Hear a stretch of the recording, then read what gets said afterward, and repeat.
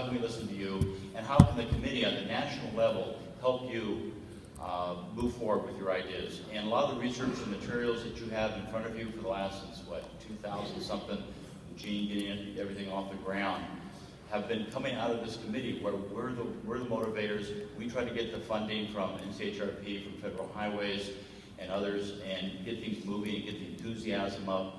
We're really very happy that Federal Highways Office of Safety, Jeff and Hillary have done such great work in terms of getting Federal Highways to pay attention to all this, because it's a safety effect. But we need feedback. Are we getting out there? Are we answering the questions you need answers? Research happening. Now there is limited research funding, which kind of frustrates me a little bit. And as Brian mentioned, Brian mentioned, we were really lucky. We got $700,000 for the third edition of the manual. But an important thing about the third edition of the manual, we need stuff to feed to it. We've got a good second edition. What's changed? What lessons have we learned? What new research can we bring in? What about safety? We just had a presentation on safety from like Australia. And it was interesting because they have, I can't remember all the numbers, but they have a lot, 8,000 roundabouts or something in Victoria, which is a state. And the last couple of years, the history on roundabout crash history has just like gone 80% up. What was that? Why 80% up? So these are the kind of questions we want to answer. Other good presentations that we've heard today on how changing striping, changing lane widths, better balance in the roundabout can reduce the roundabout crash rate by 50, 80, 90%. And our public needs to hear that.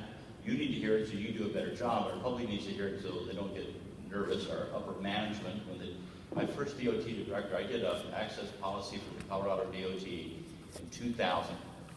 6 months later, the director of the department comes back from Europe and says, I don't want to see a roundabout on the state system ever. And sorry, that was the end of that policy statement. It all got put under this. But nevertheless, we already had 10 on the system and about 100 off system, and we were up and running, and he was pretending like they didn't even exist in Colorado. We just made sure he didn't drive through any so he would know. But you know, those are the kind of people that need to see the numbers. And you know how an executive manager is. You got 5 minutes in front of them, you got to put 5 minutes of information in front of them and win them over and get them to support you, and maybe have a roundabout squad within your DOT. But getting back to research, that's what gives us the data. So we're not out there just yelling and screaming for roundabouts. We can back it up with good information. And when a roundabout goes sour, you know, I worked on one in Kentucky. They called it, the neighborhood called it the roundabout from hell. Who was it? In our session just earlier, the neighborhood called one the vortex of death. The vortex of death has had a 40% reduction in crashes because someone did a really good job on figuring out where the crash history came from.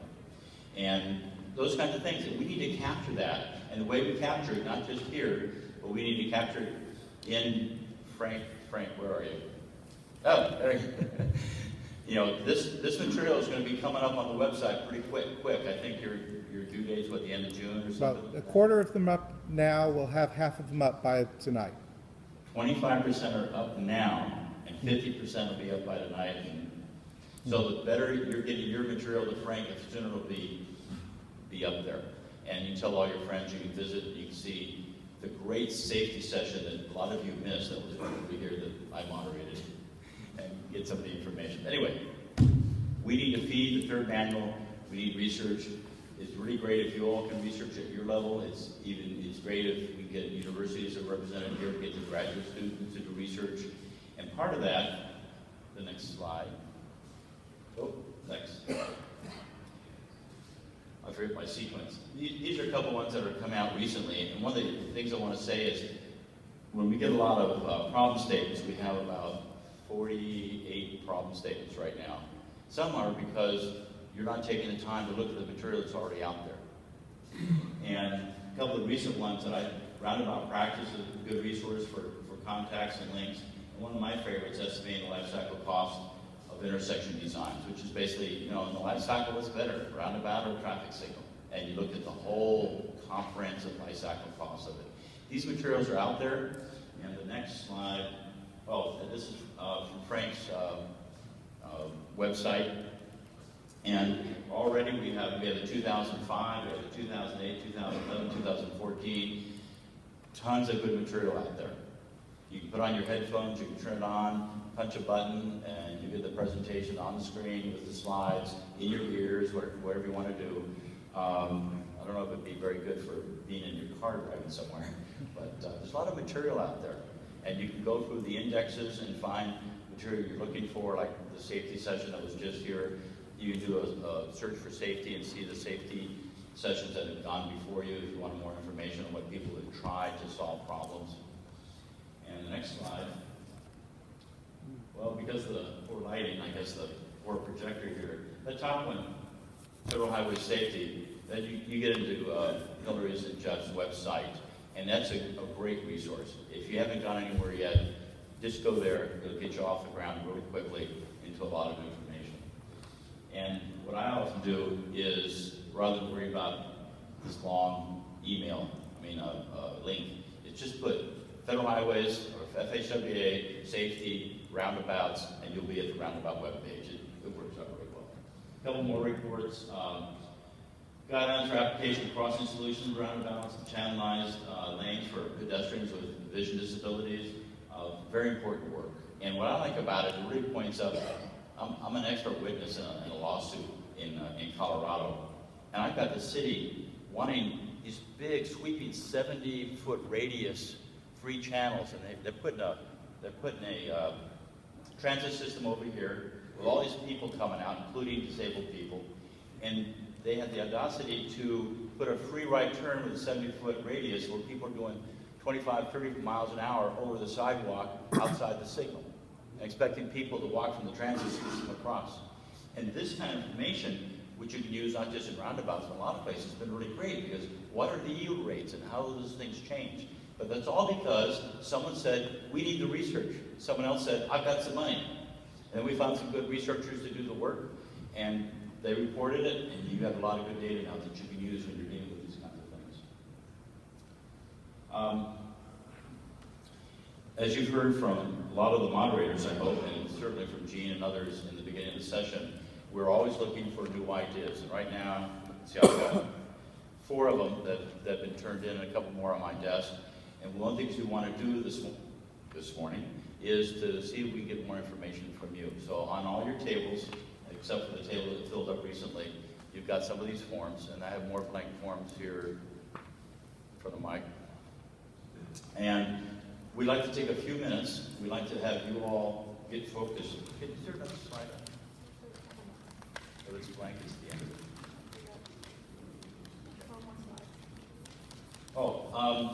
Yes. We did a survey last January, and a lot of you participated in that, and we used it at the TRB meeting in January in Washington, D.C. We came up out of our 40-some-odd current statements we've collected. It's called the research needs statements.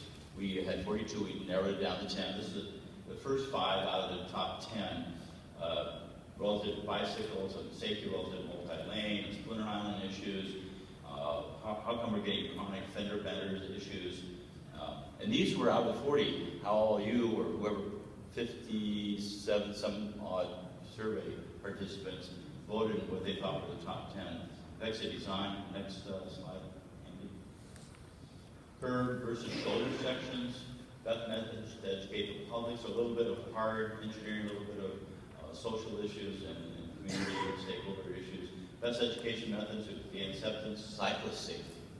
How do you take care of them? And best practices for geometric design of non. These are just the top 10 out of the 40-something. And we'll be putting that out there. You'll see it posted here shortly. And this one you might make note of it. Research needs statement is a website operated by the Transportation Research Board, and it's where we and all the other 100 and some odd committees of the Transportation Research Board maintain our research database in terms of what we're looking for. And one of the really great things about this is you're a graduate student, you're a university professor, your graduate student's looking for something, or you're looking for something to do. It's a great listing of everything that's out there. You can get to this on rns.trb.org, And you can get to the list of 42, all these other things, and see what's already listed if you're looking for ideas. And so everything we collect here today, filtered through me and put into here, will be posted on this national database so others can see it. And then one of the things we try to do with that top 10 is to see what are the top 10, which ones can the committee get behind and try to find funding for. So we'll have a discussion on that later. So now, after me talking way too much, why don't we, I'm not sure quite how to organize it. I am not a public involvement person. I sure wish I was, but I'm not. I would like to, Brian's help, to have you take 10 minutes? 10 minutes. 10 minutes, and hopefully in the last 2.5 days, you've thought about some ideas, but maybe you haven't put them down yet, and there are forms in front of you, and I just want to get some feedback. What do you think is important that you haven't seen covered, that you would like to see covered, an idea you have, something that might be missing? Talk amongst yourselves. Do I have a volunteer? Stand up. Decide, there he is. Just make it short and sweet. Jerry Froese from Victoria, BC. So we came up with 5 topics. First and foremost was synthesis of practice from other countries, with due regards to signing markings, use of signals on approach to roundabouts. What is the trend in many roundabouts? Is it positive, negative? So yeah, something to bring all those different components in use here, but in use from various countries, and look at so we can kind of match all the various types of these countries use. We also talked about a standardized approach to intersection control evaluation to sort of, some states use it, some don't, so standardize that approach. Then we also talked about qualifying engineers. Is there a need to, especially on roundabout reviews, that level 1, 2, and 3? Do we need say a PTOE for roundabout practice, that type of thing? And then we also wanted, another topic was, can we get more capacity out of roundabouts by reducing the footprint? Right now we have the 672 document has a capacity analysis, but footprints of roundabouts can be quite large. Can we achieve the same development in terms of capacity by reducing their footprint? And last but not least, uniformity of motor vehicle acts around the United States as they regard roundabout. Thank you. Thanks, Jerry.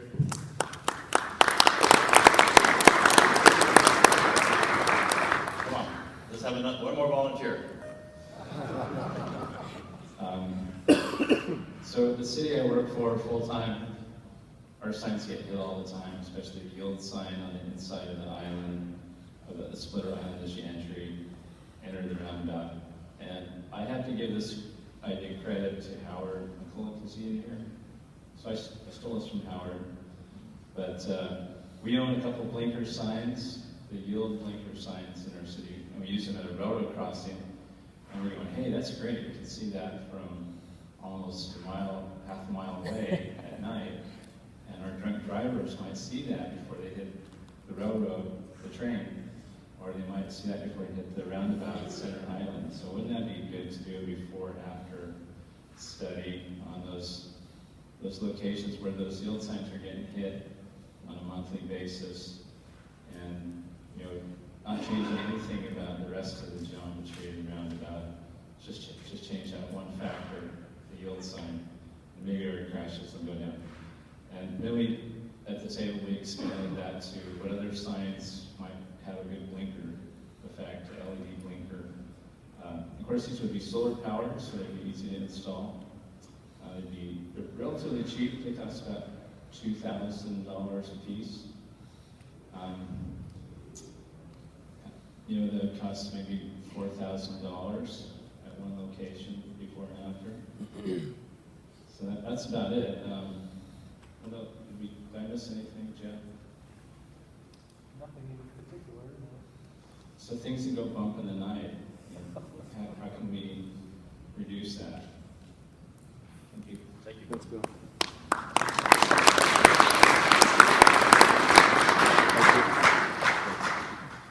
Thank you, and I saw a lot of writing out there, a lot of stuff filled out. Feel free, please put it in the center of your table. After everyone clears out, I'll come around and we'll pick them all up. And it looks like I'm going to be really busy typing and putting a lot of these into the RNS database for you. So thank you very much for your time. The next group exercise, we really want to touch on something obviously that's very much a part of our society. And I'm going to introduce a gentleman from Washington County, Michigan, Mark McCullough. Mark is a traffic engineer there, and this social media piece, he's really been really digging deep into it, and I wanted to give you about a 2-minute kind of spiel on what he's seen and some of the things that are going on. And then we're going to do a little exercise, and you guys, so I'm a baby boomer, a very young baby boomer, but I have not really used social media probably to any extent, and so I don't know what's out there that's probably not being utilized. So I think that one of the things we want to talk about here is we're going to listen to Mark, and Mark will really plant some good seeds, and then we'll give you about 10 minutes to come up with some things at your table about what are we doing with social media that we can maybe do better and public outreach. So Mark McCullough. Thanks. Thanks, Ryan. Most of you know my story. I don't need to start from Right on that. But from my perspective, you know, many of you guys, some of you are in the same boat that I am, and where people like roundabouts for the most part, but they're telling me consistently that there's a lack of education out there, that people out there they're not getting it. I've had some really intelligent people who are highly educated people in my community come up to me, and they really don't know what yield means. They think they know what yield means, but they don't know what yield means. And it surprised me how many people who I thought would get it, or thought they just didn't. And I'm a social media user. I use Facebook, I use Twitter. And every now and then I'll wander on Twitter and just to use roundabouts as just a keyword. And you get a feel for across the United States and even in England about what people feel about roundabouts. And you know, there's pros and cons to each. It's not I mean, sometimes it's a bash fest, sometimes it's more or less, I get roundabouts, why don't other people? But overall, I think it comes back to the same message, is that education is a good thing.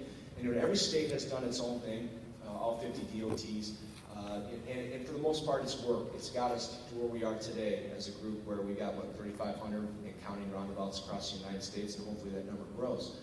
But from where I see it, it's like we're starting to have a hard time now getting to the next level and scoring more runs, using a baseball analogy. You know, I think our videos have done a good job scoring runs, but we're not there yet. We haven't won the game yet. For instance, at multi-lane roundabouts, you know, we're really good at getting efficiency. We're really good at saving lives. But in my case, I had 170 crashes at one roundabout, and I got it down to 106. You probably some of you saw it on the listserv, and maybe I can get it down to 80. But every year, when Michigan Auto Law does cast their net to try to get promotion for themselves out there, and the press latches onto it, the people look at how many crashes there were before the roundabout and how many crashes there are now. They don't look at it as a standpoint of they're not injury crashes. So I'm hoping, and maybe there's an opportunity by using social media, which I feel is a very powerful tool, is how can we, instead of using stats and standing up in front of a microphone and telling people, hey, roundabouts are safer, and here's the stats to prove it, which is all true. How can we use psychology and a real human being to sell that story to people so they understand why roundabouts are in their best interest, how it's saving lives, and not just solely look at it from a numbers game. Because when they see 80, it doesn't matter to them, for most people, that it's not an injury crash. It means danger. Crash equals danger. So how we can sell that to the public, I think, is our next great challenge. And if we were somehow able to create some type of media for social media, video, using that type of thing, I think it could go a long way to help us score that winning run and not strand that runner at third base. So that's just my 2 cents, and hopefully you guys can share your thoughts, your ideas, as far as What can be done next? What's different? I mean, that's really the thing. Different. What is different? Let's not start just using the same things over and over again. What can we do outside the box and take it to the next level? So that's my spiel. Thank you, Mark. Thank you, Mark. So there's a test out there. We were looking for just fresh ideas that you wanted to share with us about how some of this can be, this public outreach can be done a little differently to grab the attention. And we'll just kind of go around. Roundabouts save lives. Okay, so should I start over? Roundabouts save lives. Okay. Tow truck over here. All right, so 30-second spiel. We came up with 6 main bullet points at our table. One is that you have to know and understand your audience. So if we're like sending the same old message to the same old people, we're not going to capture anybody new. So we have to figure out who we're not reaching first, and then create a message that they're going to respond to. 2 is that knowing our platforms. 1, I've been told Facebook is dead. Nobody new is getting onto Facebook anymore. It's for your grandmother and her knitting needs. So it's Instagram, Twitter, and Reddit, and how to create messages on there. 3 is reaching the children. So maybe it's not social media, but can we get into the schools and do like what they did with the recycling and healthy eating, is teach the kids so they bug the shit out of the parents until the parents understand it. 4, we already do have a TRB TRB YouTube page. We haven't updated it in forever, but it does exist, and it leads me to number 5, which is how to stay current and relevant and timely. You always have to be putting new stuff up consistently so people know to go there. That's the place they go to get that information. So unless it's new and timely and relevant, they're not going to be there. And then in mind of being short, in my 30 seconds is that it has to be short. So your hashtags can't be long. Somebody needs to. First and foremost, they're going to look for hashtag roundabouts, right? That's going to be the first one, hashtag roundabout. Your message has to be short. So if you don't catch them in the first 10 to 15 seconds, then you're not going to catch them at all, and they're going to go somewhere else. Great.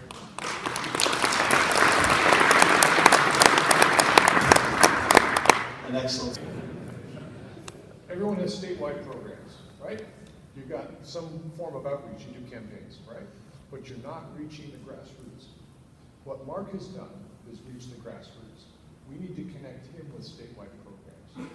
And he's identified leverage groups. And leverage groups are these people outside our influence, AARP, Mothers Against Drunk Driving. Those are your leverage groups. They take your message and make it powerful. How do we do that? We work through the grassroots. So states have the ability, and NCHRP has the ability to develop robust toolbox items for outreach that local agencies can apply. And until we get it down to their level, we can't afford to do widespread, statewide, national outreach. It isn't as effective. If Mark is talking to the judiciary, the ARP, the retirement home people, the high school, he's the best to connect. Culturally, physically, he's in the right place. How do we get it down to his level? Well, we've got the prescription, we're just not making that connection. So it's a process in addition to toolbox.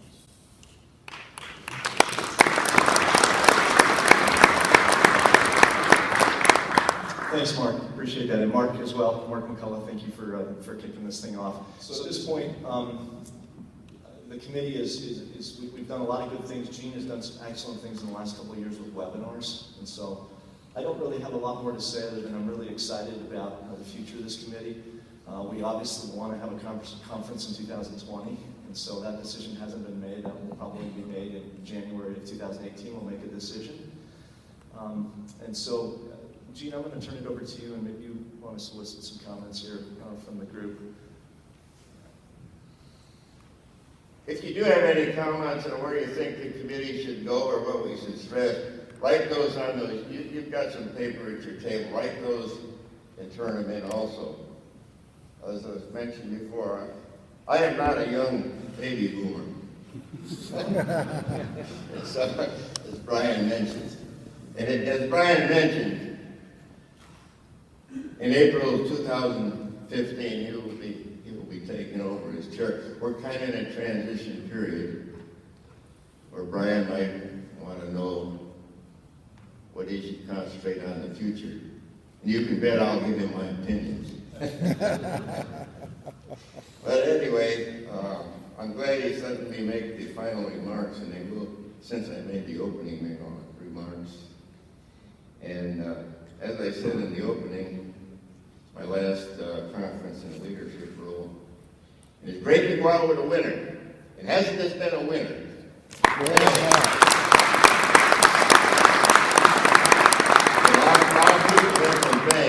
of people have been thanked. I want to thank again Mark Winters for getting us up here for this conference. And Andy Billard, who has most of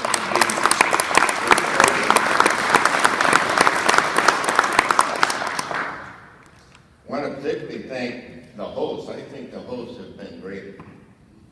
The Wisconsin DOT people.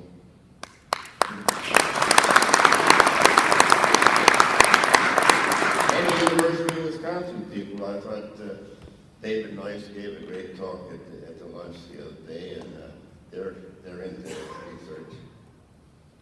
I think one group hasn't been thanked enough. I think that's the slide I screwed up a little bit on my slides on the opening. And that was to thank Bernardo Klein, staff leader of our group. These people work hard. These people work hard. You know, you go to TRB, I think a lot of you go to TRB, and you see these people running around like crazy. They work tremendous hours. But you know, when you've been around TRB as long as I have, which is like 43 years, you realize that's the tip of the iceberg. These people work hard year-round. There's over 200 committees at TRB, and each one of these has maybe a dozen or more. How many do you have? 20? And so, multiply what you did for this conference, which was a lot, by 20, and you know they work hard all year. And the staff has been great. Let's give them a hand.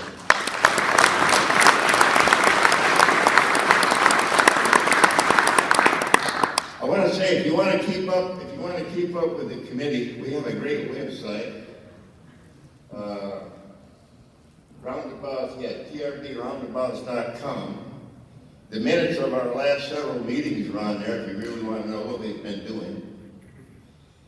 If you want to suggest other things we ought to do, here's the contact. You can still contact me for a while here, or Brian Walsby at wsdot.wa.gov, or Gino at ksu.edu. Now for research is best to contact Phil at pdemos.com.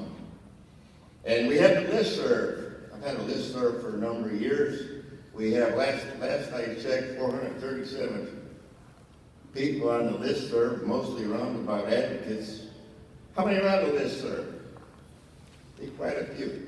If you're not on it and you're interested in discussing roundabouts, get on it.